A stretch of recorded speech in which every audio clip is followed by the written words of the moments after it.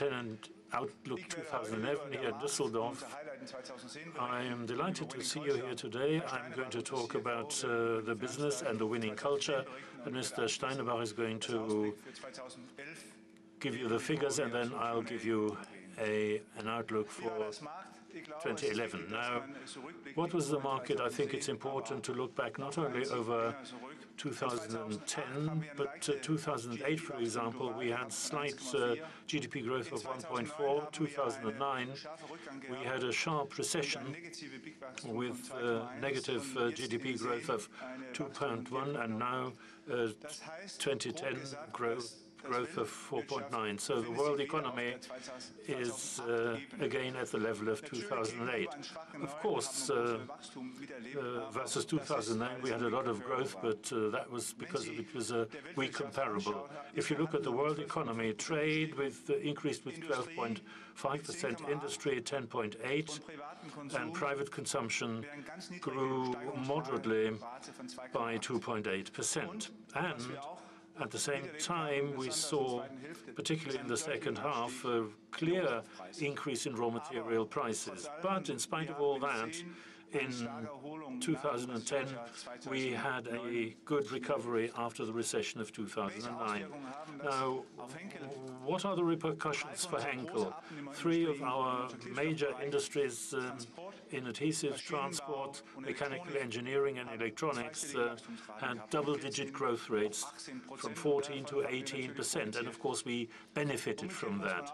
Conversely, one has to say that private consumption with 2.8% had a somewhat lower growth, and that the market relevant for us, we either had negative growth or zero growth. Trade, we grew with 3.5%, so we've got a very mixed picture here. A strong growth on the industry side in the markets and very low growth on the consumer side. But economic recovery has, of course, also helped our business development in 2010. Now, what were the results? What was the success? Today, we can say that all our divisions have grown more strongly than the relevant markets. So they outperformed the relevant markets. We gained market shares everywhere. The growth regions again grew with double-digit growth rates, and now we've got a sales share in the growth regions of more than 41%. The EBIT margin was 12.3% for the first time, so we had 12% or more, and we had a third quarter with 13%. So we took a major step towards 2012. We've crossed the first hurdle with 12%. National Starch, the big company that we took over in April of 2008. Now we've successfully completed the integration, and we will not report separately about National Starch in the future. In 2010, we exercised strict cost control, and our net debts were reduced by almost 500,000. That was the best year in Henkel history, and it was an extremely good year. But there are always challenges in such a year. Raw material prices increased clearly, particularly in the second half of 2010. We had a dramatic increase in raw materials prices. We had delivery bottlenecks for certain raw materials in 2010, which particularly affected our adhesives business. Competition in laundry and home care increased. Price war broke out 18 months ago, and again we saw that in 2010. And we've got a challenging situation in the consumer business in North America. I first reported about that in August of 2010, and we also initiated a number of steps. The situation has quietened down. We increased our market shares again in the last period, and we're optimistic that we will successfully control our business again in 2011. So in a difficult environment, we were able to stand our ground at the end of the year.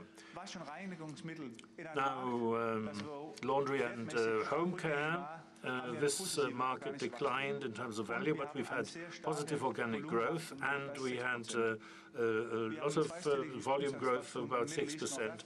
We had double-digit growth in Middle East, North Africa, and we also gained market share everywhere. EBIT and EBIT margin are at a very high level. We've got an innovation rate of 40%, and 81% of our sales is generated by our top 10 brands. This means 2010 also for laundry and home care was a successful year. Cosmetics toiletries in a market that's been slightly on the decline. We again had a strong growth with almost 5%. In our growth regions, we continue to have double-digit growth, which we also had in the last few years. Market shares are at their highest. Adjusted EBIT and EBIT margin are at the highest. Innovation rate 89%, and with the top 10 brands, we generate high sales. Schwarzkopf alone generated 1.8 million, so we clearly strengthened our market position in the last 2 years. Adhesive Technologies, after a somewhat difficult 2008, very difficult 2009, but we bounced back. We've had an excellent organic growth rate in 2010. Everywhere we had strong growth in all regions, but of course the growth regions are the main drivers of our growth. We gained market share, adjusted EBIT margin at the highest level, innovation rate of 24%, and we generate 52% of our sales with our top 10 brands.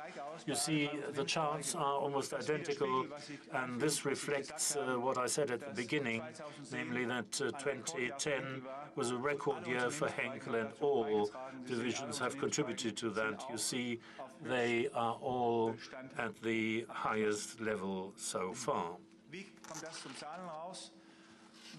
Now, what does it look like in figures? For the first time, we exceeded the 15 billion worth of sales, 15.0 in the previous year. Now, that's 11% more. Organically, it's 7% more. Our adjusted EBIT has been increased by almost €500 million, from 1,364 to 1.862 million euros. And for the company, 2009 was not a bad year at all. 2009 so far was the second best year in the history of Henkel. So at the group level, we do not have any weak comparables. This was very good results, which we increased with €500 million. You see that with the margin of 10.0 to 12.3, and this means we are going the right way to achieve 40% in 2012. Results per preferred share, an increase of 47%, and net debt, as I said before, was reduced by almost €500 million to 2.34 billion. Dividends will increase appropriately under the proviso that the proposal is going to be accepted at the AGM, 53 to 72, that is to say almost 36 euro cents. So again, in figures, a very successful year for Henkel. Now, what you see here is our sustainability performance, and I deliberately brought that along. In early 2008, that is to say, before we approved our financial targets for 2012, we set sustainability targets. You can find that in the last 3 years in our sustainability report. There, we set aggressive targets, and you see that in the 3 or 5 areas where we set targets, we were going the right way. And I'd like to underline that sustainability and financial performance go hand in hand. We've made tremendous progress in our financial performance. It's the best year in the history of Henkel, and at the same time, we've great progress in order to achieve our targets for 2012 concerning sustainability. By now, the targets we set ourselves for 2012 have already been achieved. And in the 20th year in succession, we published our sustainability report, and you'll find that together with our annual report for 2010. So Henkel is changing, and Henkel is changing because the world is changing, and there we've got to make sure that we are ahead of that change. And you accompany us for a long time, and therefore I'd like to show you a few cultural changes that we did in a number of years, and also structural changes. A lot has been written about structural changes, but we also had changes in the cultural field. For example, by the middle of last year, we redefined our vision, our claim. We redefined our values. That's the behavior in the company, which is defined by this. Our assessment system has been changed so that it's derived from our values, and our compensation system is now closely linked to that. So we've got a system now which is integrated vision, values, performance, and compensation. So it means the employees at Henkel are paid in line with how they live our values. Now, what does it look like?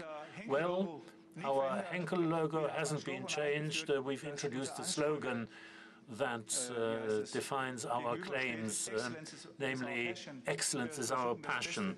We try to be the best wherever we are and whatever we do. Our vision is to be a leader globally in brands and technology. That is our claim. And we've got 5 values: customer, employee, financial success, sustainability, and family. These are our 5 values. Of course, you can ask the question, what do you do differently from other companies? Because there are other companies who've got values, they write it on a piece of paper and nothing happens. But we do it differently. We intensively dealt with this topic for a year and a half on the board, with the executives, with our supervisory board, with our partners committee, and in the second half of 2010 we had more than 5,000 workshops globally where all employees had the opportunity of participating and of making contributions. So this means that we can say with a clear conscience that possibly 98 to 99% of all employees have participated in the workshops in order to discuss our values, in order to have an identical understanding of what we stand for, where we want to go, and I don't know any other company that's placed so much energy and management attention into this particular question. And I'd like to tell you also what I said internally. The values apply to everyone, from the chef in the canteen to the CEO. The same values apply, and that is important to us, namely that we all have the same understanding of what Henkel stands for and where do we want to go as a company. So that's a big change in the company, a change that we initiated a few years ago. On the structural side, and I already mentioned it, we are continuing to make progress in order to strengthen our already strong brands. Laundry and home care, the top 3 brands, account for half of our sales, cosmetics 70%, and in adhesives almost 1/4 or more than 1/4. So our brands in the market vis-à-vis the customer and the trade have been clearly strengthened in the last few years.